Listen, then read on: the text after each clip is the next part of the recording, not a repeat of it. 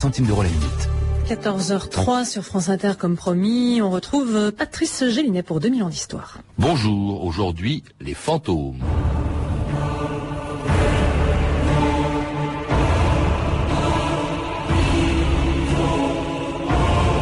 L'irruption des fantômes est celle des puissances que l'homme redoute et sur lesquelles il ne se sent pas de prise. Roger Caillois.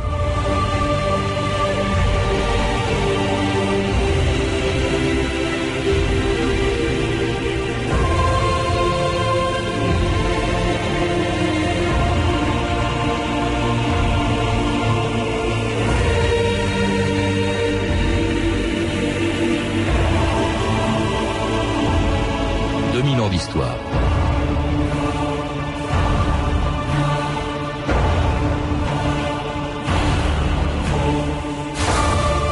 Aussi longtemps que les scientifiques auront encore des choses à découvrir, ils laisseront à notre imagination le soin d'expliquer l'inexplicable. Le monstre du Loch Ness, l'abominable homme des neiges, les ovnis, le triangle des Bermudes, les trous noirs, et ceux plus insondables encore de la sécurité sociale, mais aussi ces apparitions qui nous hantent depuis la nuit des temps, les fantômes. Pourvu d'ailleurs qu'on ne découvre jamais qu'ils n'existent pas, la littérature fantastique et le cinéma n'auraient plus grand-chose à se mettre sous la dent pour offrir aux enfants et à leurs parents de quoi meubler leur cauchemar. Oh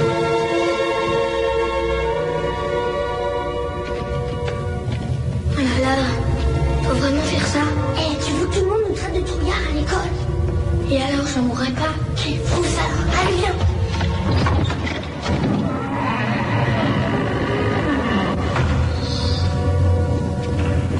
Oh la vache! J'y vois rien, moi, et toi? Non, je vois rien du tout.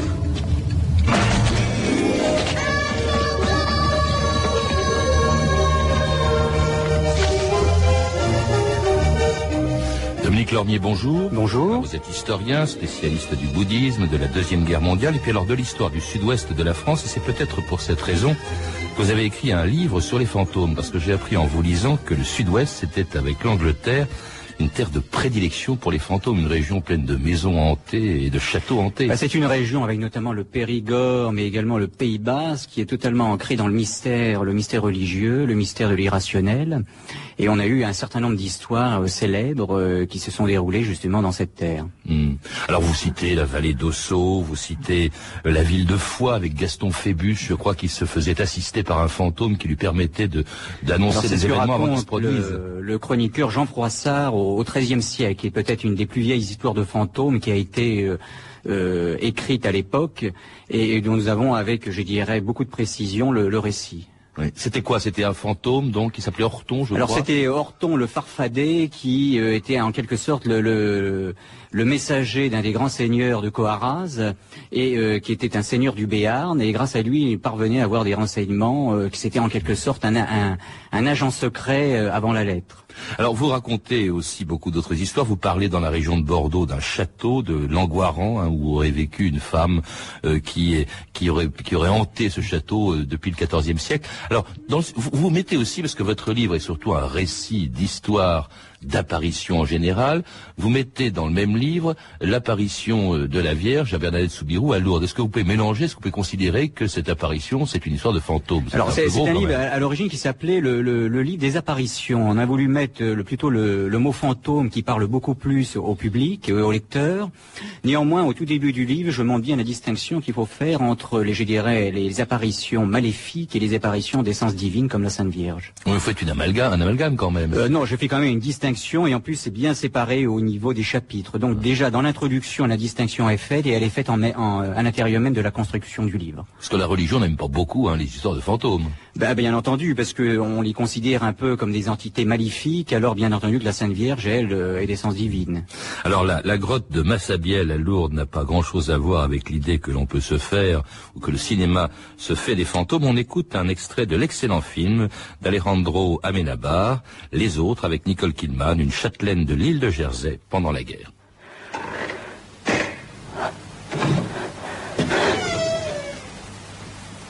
Oh, j'ai senti comme une présence dedans. Et ce n'était pas humain.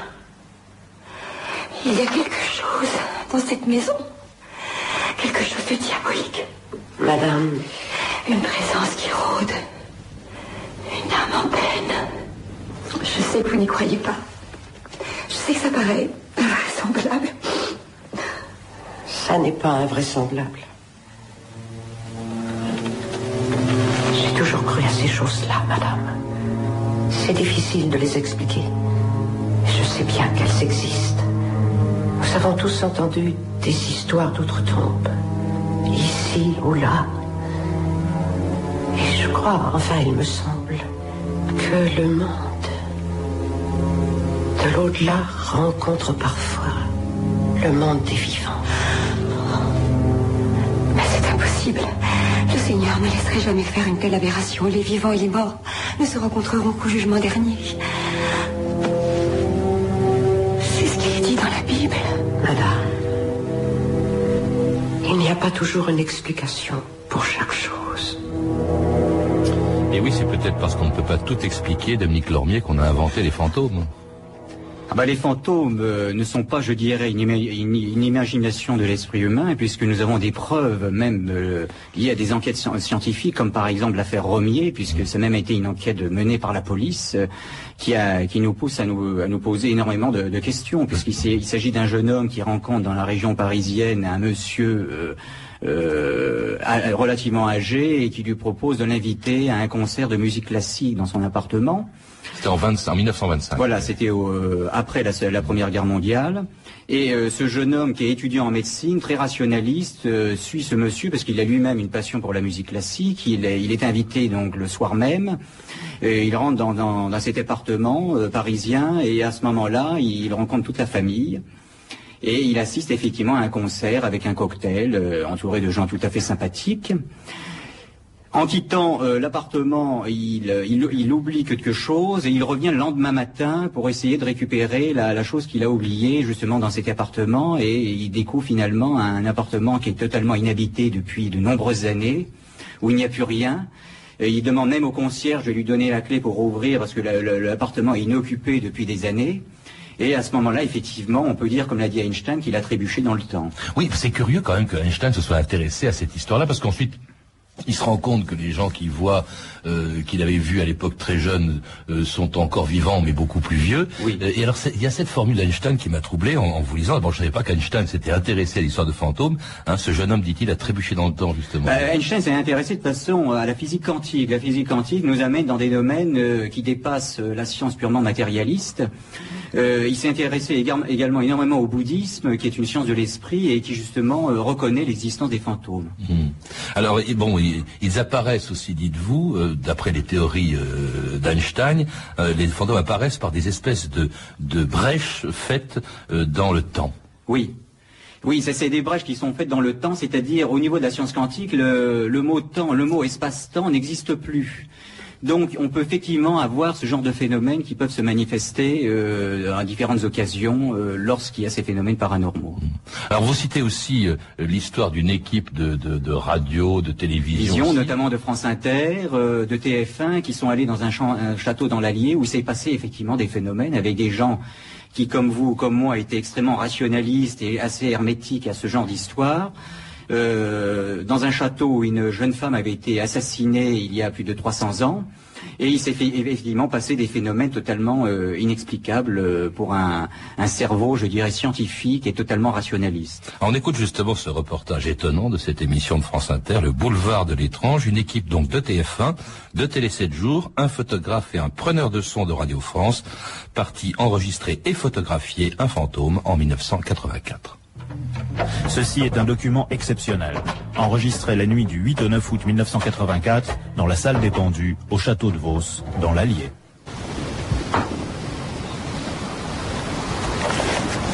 Vas-y. Oh oui. Vous l'avez vu? Oh merde alors.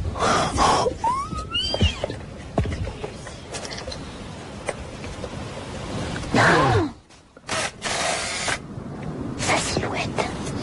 Ah non. On la voit bien.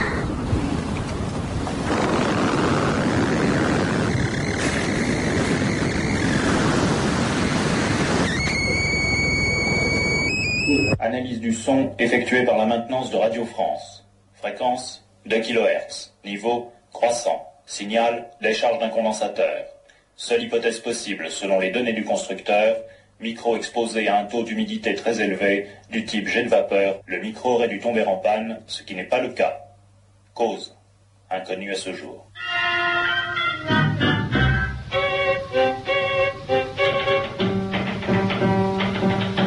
C'est un vieux château du Moyen-Âge avec un fantôme à chaque étage dans toutes les chambres d'amis. Il y a des souris sous les lits. Si vous n'en voyez pas, c'est qu'il y a des chats.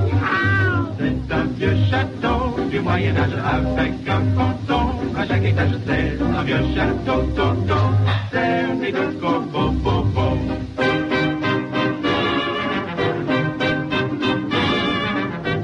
Salon mesure à peu près 180 mètres. Il est ravissant, mais il y faudrait des carreaux aux fenêtres. On s'éclaire à la bougie, on se lave avec l'eau de la pluie. Ben quand il a pas plu, ben tant pis, on reste sale entre amis. C'est un vieux château du Moyen-Âge avec un fantôme à chaque étage. Dans toutes les chambres d'amis, il y a des souris sous les lits. Non, si vous n'en voyez pas, c'est parce qu'il y a des rats. Ah, des rats.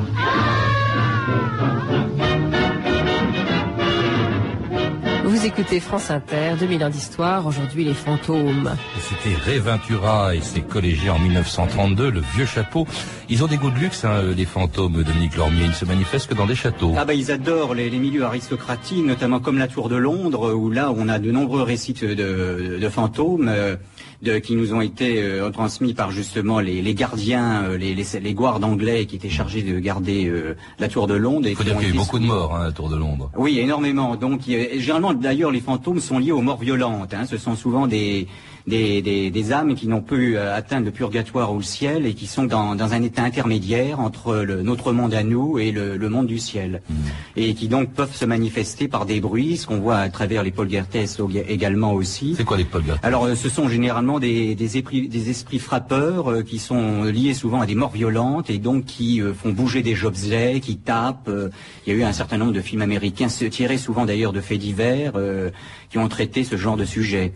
Alors les fantômes, on les retrouve bien entendu dans les châteaux aussi de toutes les régions. La Tour de Londres, il faut revenir parce que quand je disais qu'il y a beaucoup de morts, je pensais évidemment aux nombreuses femmes d'Henri VIII. Oui, Anne Boleyn, qui apparaît qui apparaît de temps en temps à des gardes anglais et ces gardes s'évanouissent non pas par la beauté de l'apparition, mais bien entendu par la frayeur de l'événement. Alors, on a entendu dans le reportage de tout à l'heure, on a entendu des déclenchements d'appareils photo. Alors, ce qui est étonnant, c'est que bon, on peut se dire, les gens qui voient des fantômes sont victimes d'hallucinations. C'est des photos, mais est-ce que ces photos elles-mêmes ne sont pas truquées? Il y a une photo très célèbre, je crois que c'est la veuve de Lincoln. Alors, c'est des photos qui ont été faites sur des plaques en verre au milieu du 19e siècle, au tout début de la photographie. Le photographe en question qui avait fait ces photos avait été attaqué par la justice. Il y avait eu un procès retentissant et il a été totalement réhabilité. Et on n'a pas pu prouver qu'il avait truqué justement les photos. Et j'imagine mal qu'à l'époque on ait la faculté de pouvoir truquer ce genre de documents alors qu'on était vraiment à l'aube naissance de la photographie. Il y a même des photos d'ectoplasme. Vous pouvez lui rappeler ce que c'est? Oui, alors ce sont des formes que l'on explique dans le spiritisme, c'est-à-dire c'est le fantôme qui prend une forme de la personne défunte. Alors on peut même parler, on ne fait pas que photographier avec les fantômes, on peut même parler avec eux et provoquer leur apparition au cours de séances ou dites de spiritisme, comme celle-ci à laquelle les journalistes de Radio France, qui n'ont décidément peur de rien, ont assisté pour le magazine Tabou en 1986.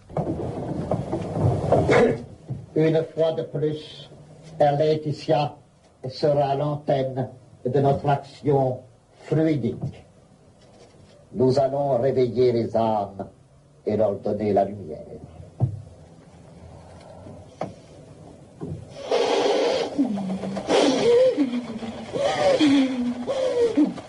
Laetitia était chargée ce soir pour la circonstance d'être en quelque sorte l'antenne de toutes ces entités qui sont décédées brutalement. Il y avait une enveloppe qui était posée sur la table. Qu'est-ce qu'il y avait à l'intérieur de cette enveloppe? Eh bien, un ensemble de noms, d'articles de journaux qui correspondent à des morts brutales qui se sont déroulées cette semaine. Et comme ces gens-là sont des gens qui sont restés en définitive près de la matière, ils ont besoin de faire passer leurs angoisses, si vous voulez, leur état, par l'intermédiaire de Laetitia. Un commentaire sur ce que l'on entend là, cette séance de spiritisme, Laetitia étant un médium, c'est-à-dire celle qui fait apparaître... Alors personnellement, j'ai rencontré plusieurs médiums qui arrivaient dans des états de transe à communiquer avec des personnes décédées. J'ai eu le cas un célèbre dans le Vaucluse d'une voyante, Madame Adam, qui est en channeling avec une personne décédée, qui est totalement incapable d'écrire normalement, je dirais, les textes qu'elle écrit, sauf lorsqu'elle est en transe, où là, effectivement, il y a une modification de sa forme d'écriture et qui est totalement inexplicable. Alors le spiritisme, c'est du spiritisme, l'art de communiquer avec les esprits, était très à la mode au XIXe siècle, où beaucoup d'écrivains, et non des moindres, prenaient le spiritisme très au sérieux. La revue de texte Stéphanie Duncan. Oui, beaucoup d'écrivains, on le sait, ont fait du fantôme un personnage, de leurs romans ou de leurs nouvelles fantastiques, Théophile Gautier, Alexandre Dumas, ou chez les anglo-saxons, William Blake, Henry James. Mais en France, celui qui s'y est intéressé de plus près est sans nul doute Victor Hugo. En 1853, alors qu'il est en exil à Jersey, ils découvrent le spiritisme qui est alors à la mode. Alors, dans leur maison à Jersey, qui a la réputation d'être hantée, les Hugo et leurs amis font des nuits entières, tourner et parler les tables. Les esprits s'expriment par des coups. Alors au début réticent, Hugo va rapidement être séduit et entamer de longues discussions avec des morts illustres, c'est le minimum pour lui, entre autres pêle-mêle Jeanne d'Arc, Socrate, Robespierre, Shakespeare, Dante, Mahomet et même Jésus. Alors, des dialogues conservés grâce aux procès-verbaux notés à chaque séance. Par exemple, à la séance du 5 octobre 1853. Victor Hugo demande « Qui es-tu » L'esprit répond « Napoléon. » Lequel ? Le grand. Victor Hugo. « Tu sais que je t'admire. As-tu une communication à nous faire ?» Oui. Victor Hugo. « Parle. » Il répond « Au secours, à l'assassin, le fossoyeur Bonaparte ronge le mort Napoléon. » Et Victor Hugo, qui n'en rate pas une, « Que penses-tu de mon livre Napoléon le Petit ?» Et l'esprit répond « Une immense vérité, un baptême pour le traître. » Alors des inconnus aussi viennent rendre visite à Hugo par le biais des tables, mais aussi par des apparitions. À la séance du 23 mars 1853. « Qui es-tu »« Je suis la Dame Blanche, répond l'esprit. Et si nous allions dans la rue, te verrions-nous ? Oui. Cette nuit ? Oui. À quelle heure ? 3 heures. Victor Hugo notera le lendemain matin ceci. Je suis monté me coucher hier soir à 11h30. J'étais dans un demi-sommeil depuis un temps assez long quand un coup de sonnette m'a brusquement réveillé. C'était la sonnette de la porte. Alors je me suis dit, s'il était 3 heures par hasard. J'ai combattu un moment cette idée, puis j'ai regardé ma montre. L'aiguille marquait 3 heures 5 minutes. J'ai regardé dehors pour voir si je n'apercevrais rien. La terrasse était déserte. Le matin, j'ai raconté la chose en déjeunant. Personne autre que moi n'avait entendu le coup de sonnette. Alors, visiblement ému, Victor Hugo dédiera un poème à cette dame blanche. Esprit mystérieux qui le doigt sur la bouche passe. Est-ce toi qui heurtais l'autre nuit à ma porte pendant que je ne dormais pas? C'est donc vers moi que vient lentement ta lumière. Réponds-moi, toi qui luis et marches sous les branches comme un souffle de clarté. Étonnant ce texte de Victor Hugo, Dominique Lormier. C'est à la fois un texte très littéraire et qui évidemment nous amène à nous poser un certain nombre de questions sur justement les entités de l'au-delà. Néanmoins, je reste assez sceptique en ce qui concerne le domaine du spiritisme, parce qu'on peut se poser la question si ces personnes ne s'illusionnent pas elles-mêmes par des déraillements psychiques qui les amènent à des états de transe où elles pensent réellement être en contact avec une entité, alors qu'en vérité, c'est leurs états de conscience modifiés qui peuvent les amener à ce genre de réaction. Et t'es pas seul à s'y intéresser, je crois que il y avait Conan Doyle aussi. Il y a eu tout le courant, je dirais, des auteurs romantiques et symbolistes du 19e siècle et de la Belle Époque qui se sont passionnés pour le spiritisme. Et il y avait également l'écrivain, par exemple, Gabriel D'Annunzio, qui, lorsqu'il était en France, a assisté à de nombreuses séances de spiritisme, d'autant plus qu'il s'intéressait également à la sorcellerie. Alors, vous parlez de la Belle Époque, en fait, de la deuxième moitié du 19e siècle, car le spiritisme est quelque chose d'assez récent. Je crois qu'il est né aux États-Unis en 1848 exactement. C'était 2 sœurs, je crois, de l'État de New York, qui s'appelaient les sœurs Fox. Oui, ensuite il y a eu quelqu'un de très célèbre qui a été Alan Kardec, qui lui était français et qui a été qu'on considère d'ailleurs comme l'un des pères du spiritisme, qui est extrêmement célèbre notamment au Brésil. Il faut savoir qu'il y a des millions de personnes au Brésil qui croient au spiritisme par l'intermédiaire d'Allan Kardec, qui est considéré comme une des grandes figures pratiquement spirituelles au Brésil, presque autant que Jésus-Christ, ce qui est tout à fait étonnant. Mais je reviens à ces sœurs Fox. Ces sœurs Fox, en fait, étaient donc deux sœurs d'État de New York. Elles étaient empoisonnées, elles étaient assez jeunes, adolescentes, elles étaient empoisonnées par des bruits comme ça dans leur maison, près de Rochester. Puis il y en a une qui s'adresse soudain à l'auteur invisible de ces bruits. Il peut pas lui répondre par des coups. Alors elles viennent en Europe, et puis je crois que Kardec à l'époque était très sceptique au début. Ah oui, Allan Kardec était un esprit totalement rationaliste, ancré dans le scientisme de l'époque, puisqu'il était non seulement médecin mais également professeur de mathématiques, et il a même inauguré plusieurs établissements scolaires fondés sur une nouvelle méthode pédagogique pour les enfants. Qui s'appelait d'ailleurs Kardec, Hippolyte Léon Denisard Rivel. Il préférait le nom d'Allan Kardec, ça fait plus autre. Alors il s'est intéressé au phénomène de spiritisme parce qu'il a eu de nombreux témoignages à ce moment-là, et effectivement il est allé voir sur place et il a assisté à des phénomènes assez troublants. Cela dit, il faut rappeler que ces deux sœurs, quand elles sont arrivées en France, on appelait ça le spiritualisme. C'est Kardec, je crois, qui a donné le nom de spiritisme à cette méthode. Il y en a une qui a quand même dit que c'était une affabulation, etc. Puis elle s'est rétractée. Enfin bref, on ne sait pas très bien tout ce qui s'est passé. Ce qui est étonnant, c'est que Kardec, j'ai appris que Kardec, qui est mort en 1869, qui a été enterré à Paris, sa tombe au Père-Lachaise est une des plus visitées du Père-Lachaise. Ah ben ça n'a rien d'étonnant, parce qu'il y a tout cet aspect mystérieux du personnage qui attire encore aujourd'hui. On voit les phénomènes aujourd'hui du New Age ou d'autres phénomènes spiritualistes entre guillemets, et dans une époque où il y a en quelque sorte une perte de sens, on recherche justement des sensations étranges ou rares. Dans un monde qui est totalement aujourd'hui matérialiste.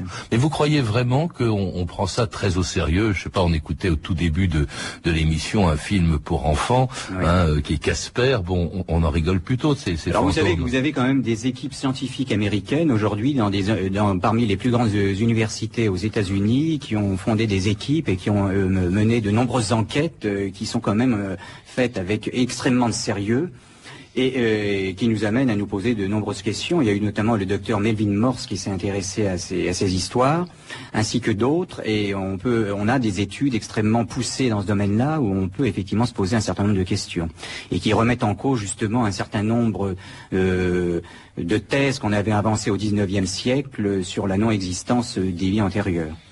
Oui, mais enfin vous, ces questions-là, vous les posez pas. On a l'impression que vous y croyez dur comme fer à ces fantômes. Ah non, moi je me base essentiellement sur les faits, c'est-à-dire je présente les faits, notamment sur le spiritisme, je présente quand même les deux versions que l'on peut avancer, c'est-à-dire celle qui est fausse, c'est-à-dire c'est un phénomène d'autosuggestion, ou alors c'est effectivement une manifestation d'une personne qui vient d'un monde intermédiaire. Je présente les deux aspects.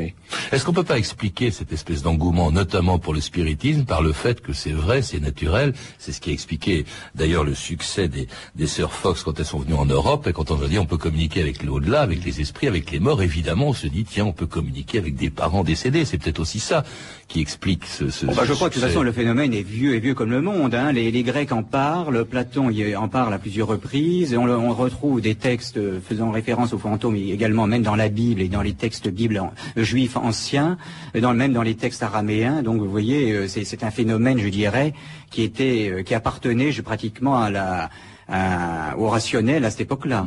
Et même à l'époque, vous avez cité Froissart au Moyen-Âge quand il va... Absolument, oui, au Moyen-Âge, bien entendu, parce que avec les châteaux forts. Mais enfin, à l'époque, je ne sais pas si les fantômes avaient des blouses blanches, ça, je dirais que là, c'est l'imagerie d'Épinal que l'on a du fantôme, qui est hérité de la période romantique du 19e siècle. Mais si on se fonde sur des écrits plus sérieux, ce sont généralement des êtres invisibles. Enfin bref, s'ils existent, c'est pas sous cette forme qu'on les voit. Voilà, absolument. Non, je parlais justement d'imagerie d'Épinal, donc effectivement, on est très éloigné, là, je dirais, de la réalité surnaturelle, entre guillemets.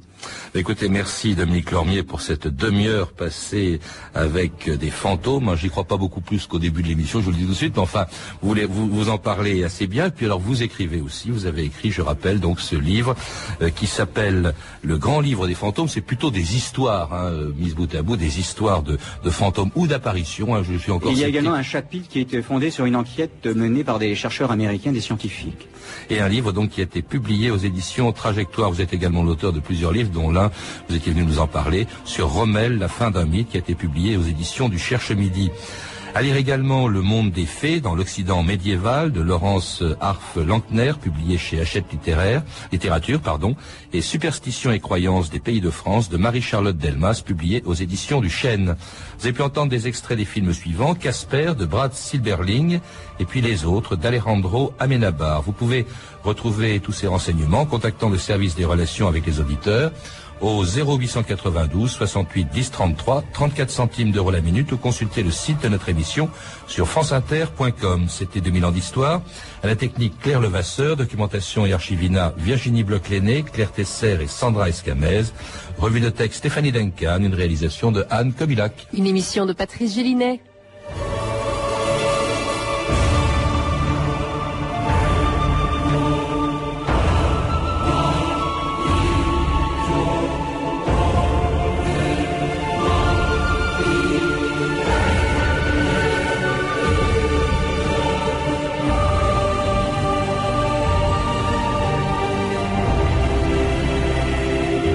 Le programme de la semaine prochaine: lundi, Châteaubriand avec Marc Fumaroli, mardi, le naufrage de la Méduse, mercredi 1er octobre, alors que le gouvernement annoncera un plan en faveur des personnes âgées, une histoire de la vieillesse, jeudi, Mahomet, et enfin vendredi, l'origine des langues. Bonne fin de semaine à tous et à lundi. Il est 14h30, vous êtes sur France Inter et vous avez rendez-vous avec Chris.